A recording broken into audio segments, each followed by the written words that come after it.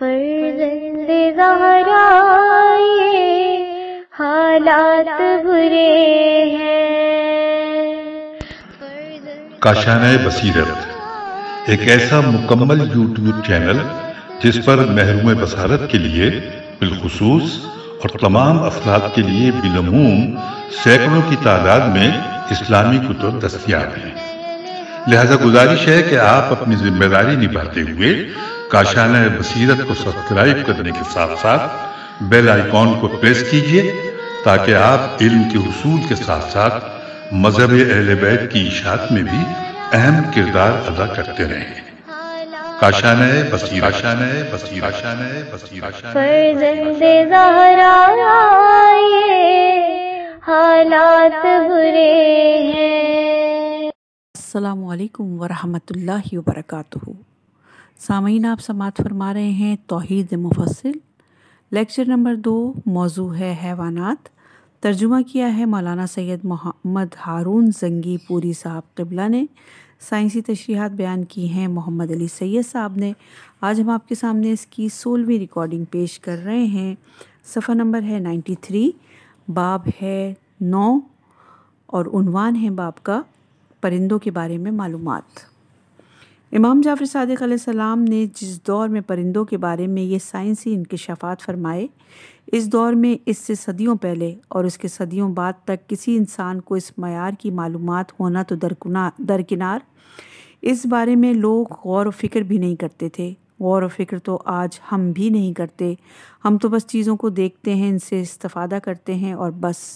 اگرچہ ہر شے اور ہر ذی حیات کے تخلیق و بناوٹ میں اللہ تعالیٰ کے وجود کی بے شمار نشانیاں موجود ہیں۔ بہرحال پرندوں کے بارے میں ابتدائی غور و فکر کا آغاز 1861 میں یورپ کے ملک جرمنی میں ہوا۔ پھر بعد میں آنے والے زمانوں میں ماہرین حیاتیات نے پرندوں کے بارے میں بے شمار معلومات حاصل کیں اور ان معلومات کے ذریعے بے شمار فوائد بھی، لیکن آج تک ماہرین حیاتیات نے پرندوں کی ساخت، بناوٹ، ان کے پیروں کی خاصیت اور ان کے بازوؤں کی طاقت، ان کے اڑنے کی صلاحیتوں کے بارے میں جو کچھ معلوم کیا، اسے مختصر اور جامع انداز میں امام جعفر صادق علیہ السلام نے آج کے ماہرین حیاتیات اور سائنسدانوں کے پیدا ہونے سے کم و بیش 1000 سال پہلے مفصل ابن عمر سے بیان کر دیے تھے۔ آپ پرندوں کے بارے میں مغرب سے شائع ہونے والی کتابیں دیکھیں یا نیٹ پر سرچ کریں تو وہاں آپ کو وہی معلومات ملے گی جنہیں آپ امام علیہ السلام کی زمانی اس باب اور آئندہ ابواب میں ملاحظہ کر چکے ہیں یا کریں گے۔ پرندے قدرت کا عظیم شاہکار۔ امام علیہ السلام نے فرمایا، مفصل، تم نے مجھ سے پرندوں کا احوال بیان کرنے کے لیے کہا تھا، تو دیکھو پرندوں کی زندگی کا انداز چوپایوں وغیرہ سے بہت مختلف ہے، اسی لیے انہیں وہ جسمانی ساخت عطا کی گئی ہے جو ان کے حسب حال، حسب ضرورت ہے۔ پرندوں کے لیے چونکہ یہ ایک مقرر ہوا کے یا فضا میں اڑیں گے تو ان کے جسم بھی اسی مناسبت سے خلق کیے گئے۔ ان کے جسم ہلکے، وزن کم اور سمٹے ہوئے بنائے گئے۔ 4 پیروں کی جگہ انہیں صرف 2 پیر دیے گئے اور 5 انگلیوں کے بجائے 4 انگلیاں، تاکہ وہ شاخ کو مضبوطی سے تھام لیں۔ اگر گوشت خور پرندہ ہے تو غذا کو بآسانی اٹھا سکے۔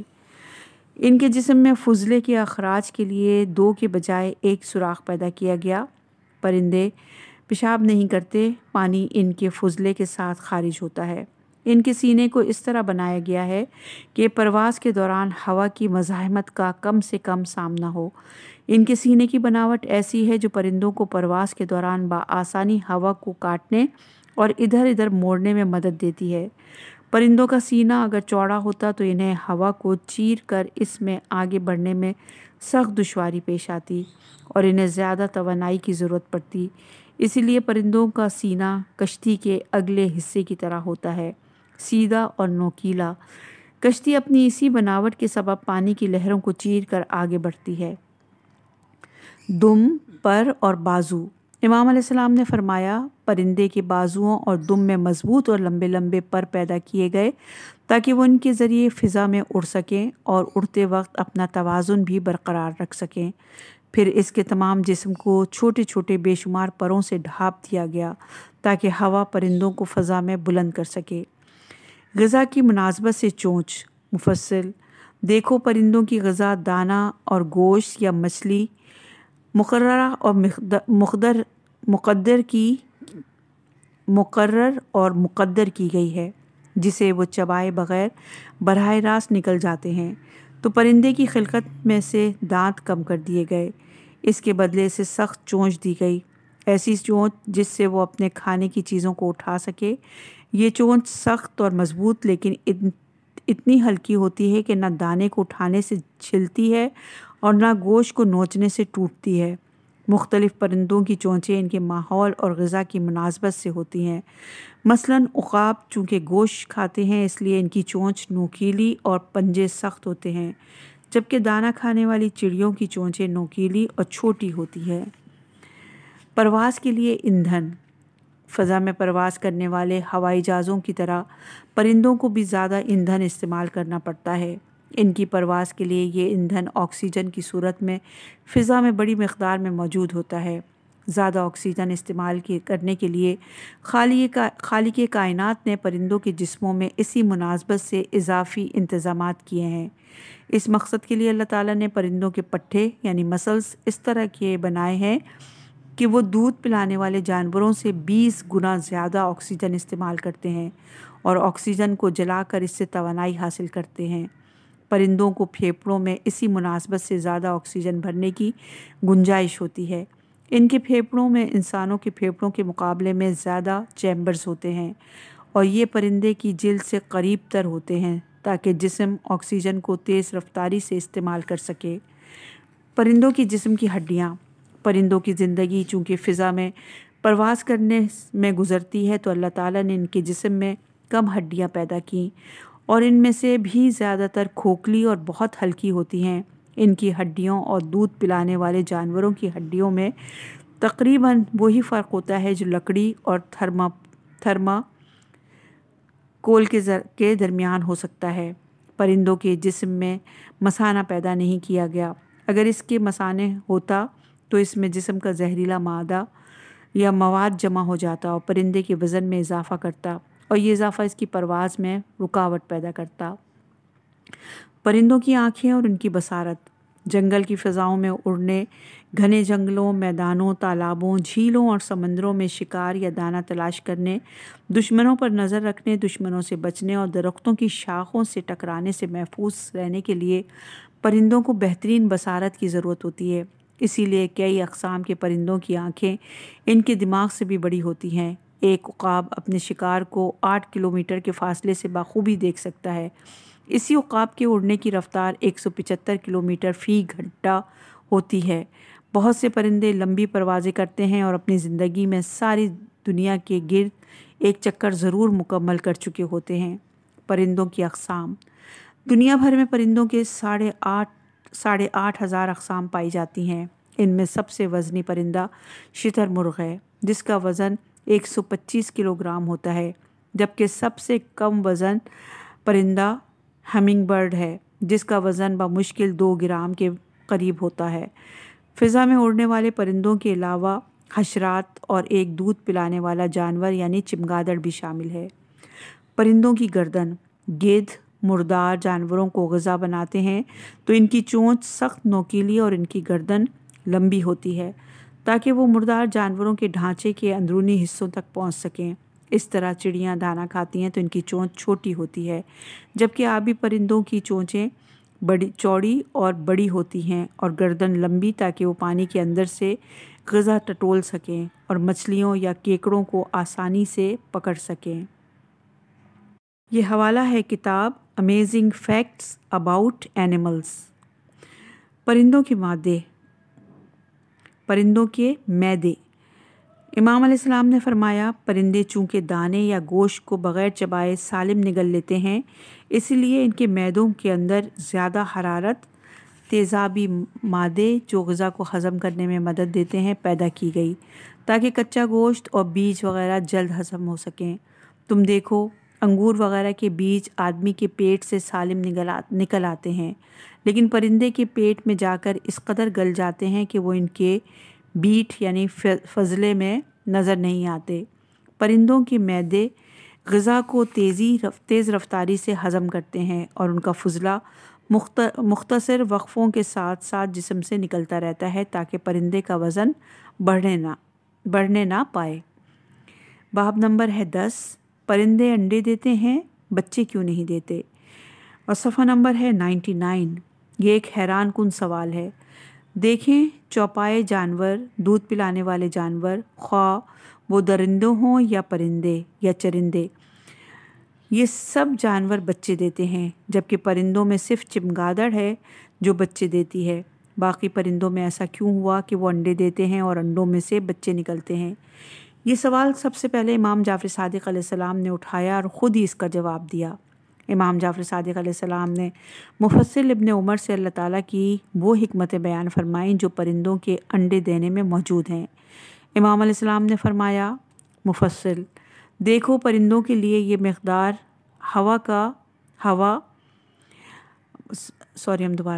مفصل دیکھو پرندوں کے لیے یہ مقدر ہوا کہ وہ ہوا میں اڑا کریں گے تو ان کے جسم ہلکے بنائے گئے، اس لیے کہ بھاری جسم کے ساتھ ان کا اڑنا مشکل ہو جاتا۔ اسی وجہ سے پرندوں کی افزائش نسل کے نظام میں بھی چوپایوں کی نسبت تبدیلی پیدا کی گئی۔ کچھ پرندے ایک مرتبہ میں صرف 1 یا 2 انڈے دیتے ہیں، لیکن کئی دوسرے طرح کے پرندے زیادہ انڈے دیتے ہیں۔ بعض پرندے ایک مرتبہ میں 4 یا 6 انڈے دیتے ہیں۔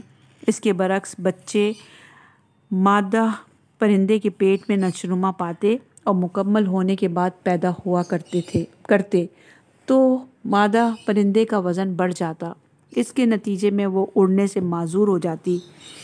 اس طرح نہ وہ دانا دکھنا چگنے کے لیے بار بار دور تک پرواز کر سکتی اور نہ دشمنوں سے اپنی حفاظت کر سکتی، اور بہت جلد کسی شکاری پرندے کی خوراک بن جاتی۔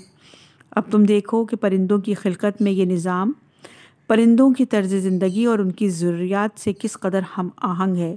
پرندے کی خلقت اور اس کی جسمانی ساخت میں ہر چیز اسی مناسبت کے ساتھ پیدا کی گئی جس صورت سے اس کا ہونا مقدر ہو چکا تھا، یعنی جیسا کہ پرندے کی خلقت سے پہلے ہی اللہ تعالیٰ کے علم میں یہ بات تھی کہ پرندوں کی ضروریات زندگی، غذا، ماحول اور ان کی غرض خلقت کیا ہوگی، اس لیے ان کی ساخت میں ہر وہ چیز پیدا کی گئی جو ان کے لیے ضروری تھی۔ انڈوں میں وقفہ، مفصل پھر یہ بھی مقدر ہوا کہ پرندے فضائے آسمانی میں پرواز کریں گے تو اپنے جسم کو ہلکا رکھیں، یعنی بچے دینے کے بجائے وقفوں کے ساتھ ایک ایک کر کے انڈے دیں، اور جب انڈے جمع ہو جائیں تو 2 یا 3 ہفتے تک انہیں اپنے پروں کے نیچے رکھیں تاکہ جسم کی گرمی سے انڈے سے بچہ بن سکے۔ پرندے ایک دن کے وقفے سے انڈے دیتے ہیں، اس طرح مادہ کا وزن بڑھنے نہیں پاتا۔ جب وہ 2 4 یا 6 انڈے گھونسلے میں جمع ہو جاتے ہیں تو مادہ اور نر پرندے باری باری ان انڈوں پر بیٹھتے ہیں اور انہیں الٹتے پلٹتے رہتے ہیں تاکہ انڈے کو ہر طرف سے جسم کی گرمی یا توانائی مل سکے۔ بچوں کو غذا فراہم کرنا، امام علیہ السلام نے فرمایا، تم دیکھو کہ اس دوران پرندے نر اور مادہ کس طرح انڈوں کی حفاظت کرتے ہیں، اور جب بچے نکل آتے ہیں تو دونوں کس قدر کوشش اور جدوجہد کے ساتھ ان بچوں کے لیے غذا لے کر آتے ہیں۔ غذا دینے سے پہلے ماں باپ بچے کی چونچ میں چونچ ڈال کر پہلے ہوا بھراتے ہیں تاکہ ان کا پوٹا غذا کو وصول کرنے کے لیے اچھی طرح کھل جائے۔ اس کے بعد پرندے اپنے بچوں کو غذا دینا شروع کرتے ہیں۔ پرندوں کو دیکھو کہ وہ پہلے دانے چنتا ہے اور اپنے پوٹے میں بھر لیتا ہے اور کچھ دیر کے بعد اس غذا کو بچوں کو بھرانا شروع کر دیتا ہے۔ پوٹے میں جا کر دانے پوٹے کے اندر موجود بعض خامروں کے ذریعے ہاضمے کے قابل ہو جاتے ہیں۔ اس کے بعد پرندے انہیں بچوں کو کھلاتے ہیں۔ بچوں کو پالنے میں پرندوں کا کیا فائدہ؟ امام علیہ السلام نے فرمایا، تم نے دیکھا ہوگا کہ پرندے اپنے بچوں کو غذا پہنچانے، ان کی نگہداشت کرنے اور انہیں پروان چڑھانے میں کس قدر محنت، جدوجہد اور جانفشانی سے کام کرتے ہیں۔ اپنے انڈوں اور بچوں کو بچانے کے لیے اپنی جان تک خطرے میں ڈال دیتے ہیں۔ تو پرندے آخر ایسا کیوں کرتے ہیں؟ حالانکہ انہیں انسانوں کی طرح نہ اولاد کے ذریعے نسل قائم رکھنے کی خواہش ہوتی ہے اور نہ پرندوں کو یہ امید ہوتی ہے کہ بچے بڑے ہوں گے تو ان کی قوت بازو بنیں گے، بڑھاپے میں ان کی خدمت کریں گے، یہ اپنے علم، دولت اور صلاحیتوں سے ماں باپ کا نام روشن کریں گے۔ پرندوں کو اپنے بچوں سے ان میں سے کوئی بھی فائدہ پہنچنے والا نہیں ہوتا، لیکن بچوں کی پرورش اور نگہداشت میں ان کی جافشانی ایک ایسا فعل ہے جو گواہی دے رہا ہے کہ اللہ جل شانہ نے پرندوں کی فطرت میں بات ودیت کی ہے کہ یہ کسی نفع نقصان کی فکر کے بغیر اپنے بچوں کی پرورش کریں تاکہ ان کی نسلیں اور اقسام اپنے ماحول میں باقی رہیں اور ماحول کو برقرار رکھنے میں وہ کردار ادا کریں جو کردار اللہ تعالیٰ کو ان سے مطلوب ہے۔ مرغی کو دیکھو، امام علیہ السلام نے فرمایا، مفصل مرغی کو دیکھو کہ انڈے سینے اور بچے نکالنے کے لیے کس قدر بے قرار ہوتی ہے، حالانکہ نہ اس کے انڈے یکجا ہوتے ہیں اور نہ اس کا کوئی باقاعدہ گھونسلہ ہوتا ہے۔ ان دنوں میں مرغی پھولتی اور کڑکڑاتی رہتی ہے، کھانا پینا تک چھوڑ دیتی ہے، پھر جب اس کے سارے انڈے جمع کر کے ایک جگہ رکھ دیے جاتے ہیں تو وہ انہیں اپنے پروں میں چھپا لیتی ہے اور انہیں گرمی پہنچاتی ہے تاکہ انڈوں سے بچے نکل سکیں۔ تو غور کرنا چاہیے کہ اس بات پر کہ یہ سب کچھ کیوں ہوتا ہے، کون مرغی کو یہ باتیں بتاتا ہے؟ اگر یہ سب باتیں کوئی انسان مرغی کو سکھانا چاہے تو کیا سکھا سکتا ہے؟ تو ضرور کوئی ذات ہے جس نے مرغی کو پیدا کیا اور یہ سب باتیں اس کی فطرت میں پیدا کر دیں کہ اسے کب، کیا اور کس طرح کرنا ہے۔ کیا کوئی انسان مرغی کے جسم کے اندر انڈے پیدا کر سکتا ہے اور مرغی کو ان انڈوں کو سینے اور بقائے نسل کے لیے مجبور کر سکتا ہے؟ مرغی میں ایسی عقل و شعور بھی نہیں کہ وہ خود یہ فیصلہ کرے کہ میں انڈے دوں، انہیں اتنے عرصے تک پروں کے نیچے رکھوں تاکہ انڈوں میں سے بچے نکلیں اور دنیا میں میری نسل قائم رہے۔ تو ہمیں یہ ماننا پڑے گا کہ کوئی ہے جس نے مرغی کو پیدا کیا اور مخصوص فطرت کے مطابق پیدا کیا۔ باب نمبر ہے 11 اور صفحہ نمبر ہے 105۔ خلقت سے پہلے غذا کا انتظام۔ امام جعفر صادق علیہ السلام نے فرمایا، ذرا غور کرو، انڈے کی ساخت اور اس کے اندر موجود بستہ جمی ہوئی، ٹھہری ہوئی زردی اور رقیق نیم سیال سفیدی پر، تم دیکھو گے کہ انڈے کے اندر یہ دونوں چیزیں ہیں اور دونوں ہی سیال ہیں۔ ان میں سے ایک یعنی زردی تو اس لیے بنائی گئی کہ اس سے چوزا پیدا ہو اور سفیدی کو اس چوزے کی غذا بنایا گیا اس وقت تک کے لیے جب تک چوزا مکمل ہو کر انڈے سے باہر نکلے۔ دیکھو کہ اس میں اللہ تعالیٰ کی کیا حکمت ہے کہ بچے کی خلقت محفوظ چھلکے میں محفوظ ہوتی ہے اور ہر طرف سے بند ہے، اس کے اندر باہر سے کوئی غذا نہیں پہنچائی جا سکتی، اسی لیے پیدا ہونے والے چوزے کی غذا اس کی خلقت سے پہلے ہی وہاں رکھ دی گئی۔ یہ غذا نہ ضرورت سے کم ہوتی ہے اور نہ زیادہ، اس کی مقدار ٹھیک اتنی ہوتی ہے کہ چوزے کے مکمل ہونے سے انڈے سے باہر نکلنے تک کے لیے کافی ہو۔ انڈا ایک عجوبہ، پرندوں کے انڈے کی بھی ایک الگ دنیا ہے۔ مرغی کا انڈا ہمارے لیے ایک غذا ہے، لیکن ماہرین حیاتیات کے نزدیک یہ قدرت کا ایک حیران کن شاہکار ہے۔ انڈے کے اندر موجود زردی دراصل مرغے اور مرغی کے اختلاط سے پیدا ہونے والے ایک بارآور خلیے اور اس ایک خلیے سے بہت سارے ایک جیسے ایک ہی خصوصیت رکھنے والے خلیوں کا مجموعہ ہوتی ہے۔ اس زردی کے اندر مرغ اور مرغی کی اوپر والی نسلوں کی تمام خصوصیات موجود ہوتی ہیں جنہیں ان کی نسلوں میں منتقل ہونا ہوتا ہے۔ خلیے کے اندر ڈی این اے پر بے شمار ہدایات ہوتی ہیں، ان خلیوں کو کیا بننا ہے، کس طرح اور کتنی مدت میں بننا ہے۔ جو چوزا بنے گا اس کا رنگ، قد، پر، چونچ اور دوسرے اعضاء کیسے ہوں گے، پروں کا رنگ کس کس جگہ پر کس کس طرح کا ہوگا، کون سا رنگ کہاں آئے گا، وغیرہ وغیرہ۔ سفیدی کے اندر چوزے کی ضرورت کا پانی موجود ہوتا ہے، زردی چوزے کی غذا ہوتی ہے۔ یہ زردی خلیوں کے مجموعے کو ہر طرف سے گھیری ہوئی ہوتی ہے۔ خلیوں سے چوزا وجود میں آتا ہے تو اس کی غذا اس کے ارد گرد موجود ہوتی ہے۔ چوزے کے مکمل ہوتے ہوتے انڈے کے ایک سرے پر اندرونی تہہ اور چھلکے کے درمیان ہوا جمع ہو جاتی ہے۔ یہ جگہ زردی اور پانی کے کم ہونے سے پیدا ہوتی ہے اور انڈے کے چھلکے میں موجود مسامات سے اس جگہ میں داخل ہوتی ہے۔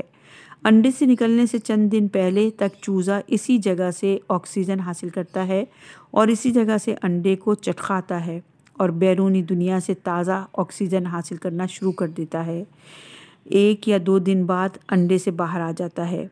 अंडों को मुस्तकिल उल्टा पुल्टा जाता रहता है। इसलिए जर्दी की दोनों जानिब प्रोटीन से बनी हुई डोरियां होती हैं।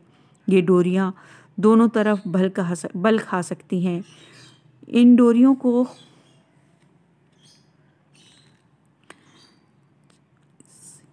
चालेजी कहा जाता है।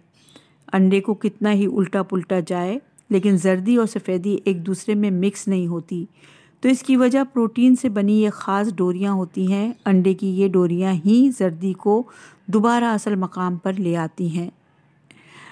और ये हवाला है, किताब का नाम है हाउ द नेचर वर्क्स।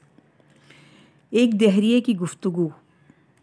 एक शख्स जिसका नाम अबू शाकिर दीसानी था, इमाम अलैहिस्सलाम की खिदमत में आया। इसका अक़ीदा था कि ये सब चीज़ें बग़ैर किसी पैदा करने वाले के पैदा हुई हैं।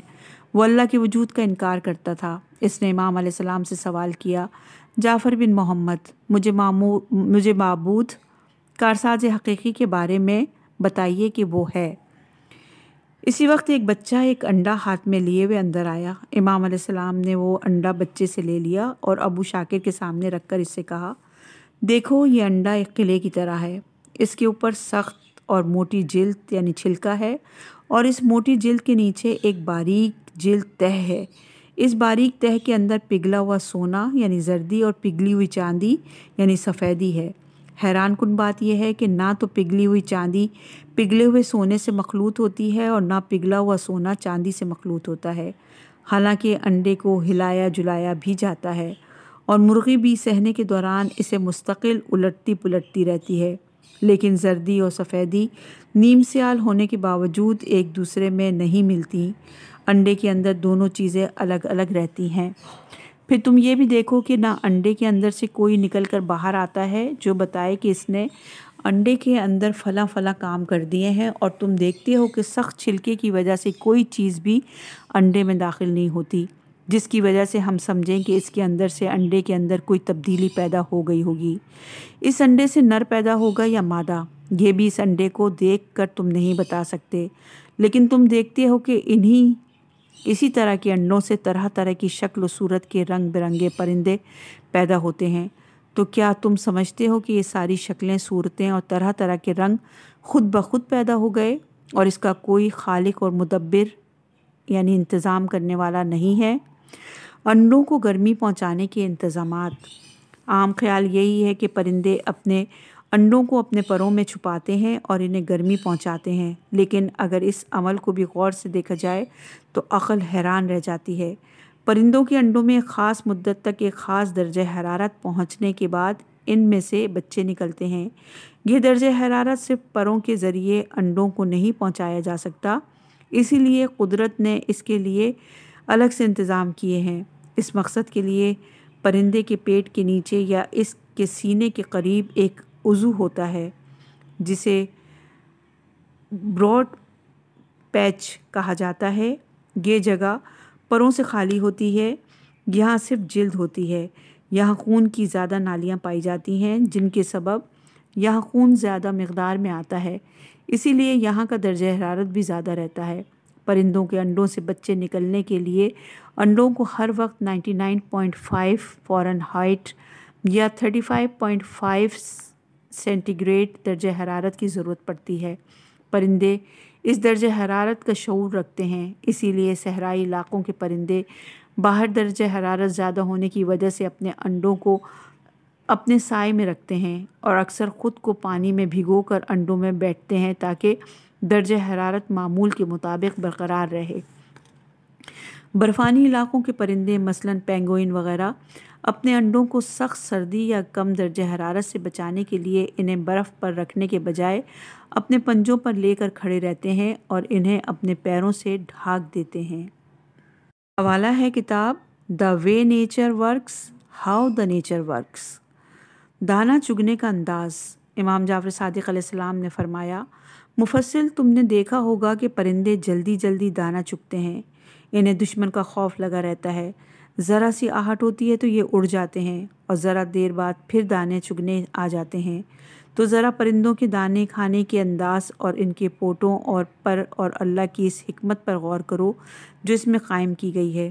دیکھو اس غذا کے سنگ دانے یعنی معدے تک پہنچنے کا راستہ بہت تنگ ہے، تھوڑی تھوڑی کر کے غذا اس میں پہنچتی ہے۔ تو اگر ایسا ہوتا کہ جب پہلا دانہ سنگ دانے میں پہنچ جاتا، اس کے بعد پرندہ دوسرے دانے کو چگتا تو اسے بڑی دیر لگتی، لیکن پرندے کو دانے یا غذا کو کھانا ہی ہے اور جلدی جلدی میں کھانا ہے، اس لیے قدرت نے پرندے کی گردن کے قریب ایک بٹوے جیسا پوٹا خلق کیا۔ یہ پوٹا اس کے لیے ایک تھیلے کا کام کرتا ہے۔ پرندہ جلدی جلدی میں جو ملتا ہے اسے چگ لیتا ہے اور اپنے پوٹے کو بھر لیتا ہے، پھر یہ غذا تھوڑی تھوڑی ہو کر اس کے سنگدانے تک پہنچتی ہے اور وہاں جا کر ہضم ہو جاتی ہے۔